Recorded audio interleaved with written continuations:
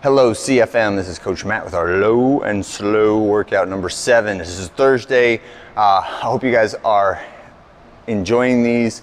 They literally should be enjoyable workouts, the low and slow series. And again, many people have asked me, what are we doing these for? We're doing them because they're good for you, right? There is no specific target in mind in terms of like a benchmark or a test. So please wipe off all of the intimidation or the expectation that there's something evil coming at the end. There's not a monster at the end of this book. This is really just to give you the left ventricular hypertrophy, the aerobic base building, and as well as feel good during a workout. So sometimes that pace that you need to hold in order to enjoy and talk through a workout is a lot slower or a lot less intense than what you're used to doing, and there's a lot of value in that athletically and from a health perspective. So I want everyone to understand that while we usually do constant variance, high intensity functional movements, there is a very important place in the overall scheme of our workouts for low intensity, longer duration stuff, all right?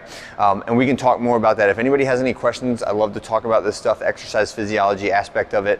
And if you just trust me, then just say like, I'm just gonna do it because this is what the program entails, and I believe and I trust in this program, okay? All right, so let's start with the warm up. It's really simple. We're just gonna do some jumping jacks, 25 reps, then we're gonna do 5 reps of a burpee, and then we're gonna get a couple rounds through of our AT raise and calf raise combo. So the AT raise, the anterior tibialis, is one of the muscles that is really undertrained in standard strength training and high intensity stuff because it doesn't have a real purpose in a lot of the, say, clean and jerks, kettlebell swings, sprints, that stuff, except for when it comes to preventing the injuries to our shins, right, from long distance running. So this is one of those protective exercises. If you will do it, and if you'll do it regularly, it will help out your running technique. It will help out your resistance to injury, right? Next one is our leaning calf raise. Similar effect here. I'm just leaning into the wall, working that opposite chain. So the AT raise, I'm pulling the toes up. On the calf raise, I'm pushing the toes down, right? We get 2 sets through of that. Next, we're gonna go into some seated and ground-based stuff. So we're gonna do our seated hip swivels. And again, the more I can keep weight on my feet and reach forward, the better that stretch is. However, if you need to use your hands on the floor, please do that. Try not to be sitting way back here and just waving your knees around in the air. Move those hands forward so you're in a more challenging position. Next is gonna be our side lying hip circuit.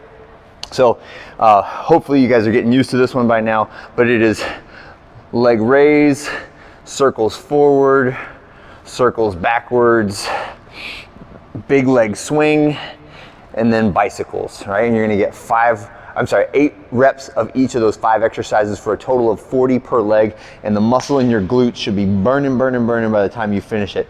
The things to remember on this is the top legs, its home should be slightly behind the bottom leg. My entire body should be straight from that bottom ankle up to my shoulder, so I don't want to be crunched in like this. I want to keep my torso perpendicular to the ground. I want that top leg, the moving leg, to be pointed slightly down. So keep the toe below the heel. No matter how high you raise your leg, keep that toe pointed down, and that will target the correct muscles in the glutes as we do that. Okay, what's our last one? It is supine knee tucks, right? So you can stay on the ground. Get that band attached to the rig. Once you get it around your feet, we're pulling the toes up, right? And we're just pulling our knees towards our chest, trying to keep the heels near the butt, feet tracked pretty flat on the floor, and you've got to keep your toes raised to keep that band seated on top of your instep, okay? We're just going one time through that whole workout, and then we're gonna jump right into the workout. So the only things you need for the workout is your cardio tool. Hopefully it's running. If it's not running, we understand, and I want you to target the duration and the intensity level of the effort, as opposed to just thinking about the distance only, right? There's lots of different variables we can play with to keep you in the right cardio zone for this type of workout. But the official workout will be 2 rounds through a 2.5K run, right, or jog. So that is one big lap all the way up to the T junction. I'll have the map put up on the board when we do this.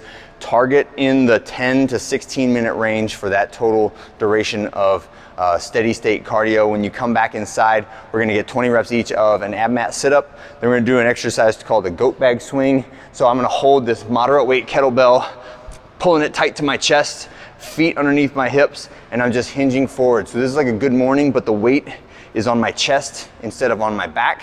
When I finish the good mornings, I'm going into Russian kettlebell swings, and this should be a nice light weight. It should not stress you out too much. When you're done with that, we're just going into 20 reps of a lunge step. You could do walking lunges. I have reverse lunges up on the board, but if you want to step forward and do regular lunges, that's fine too. But it is just body weight lunges. Again, those should not be super taxing. They should just be a slightly different range of motion for the legs. When you're finished with that first round, run back outside or get back on your cardio tool and do it again. Again, no more than 45 minutes total duration for this. So we're gonna keep track of your first round and modify as needed. But I want you to make sure that you're not overdoing the cardio. Don't think about the 2.5K, holy cow, it's gonna take me half an hour. We're not gonna do that, right? Well, the most I'm gonna let you run out is 7 minutes out, and then you're gonna turn around and come 7 or 8 minutes out, 8 minutes back on that cardio circuit, okay? And that is it for today. It's a long, slow one. Hope you guys are enjoying these. And again, ask me any questions you might have if you want to know why we do this. They're a very powerful tool for you to have in your toolbox. Have a great one, and I'll see you guys for our workout tomorrow.